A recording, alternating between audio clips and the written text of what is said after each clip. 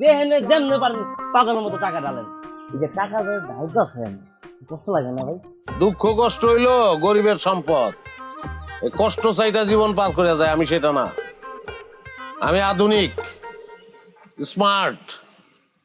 হ্যাঁ, দুঃখ চাটলে তো আমার চলবো না, কষ্ট লাগলে আমার চলবো না। মনে কর তোরে যদি এখন একটা উষ্টা মাইরা চান্দে পাঠাই, ওন থেকে দুনিয়াটা কেমন লাগবো দেখতে? কেমন আবার সিমি বিচি মতো ভাই?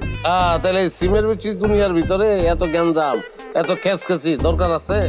না, কোনো দরকার নেই। ওইটাই।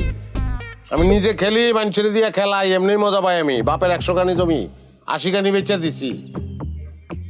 ক্রিকেট, ফুটবল, র্যাকেট, লুডু যা খেলার খেলবি, আমার টাকা তো আবদার, কোনো ব্যাপার না।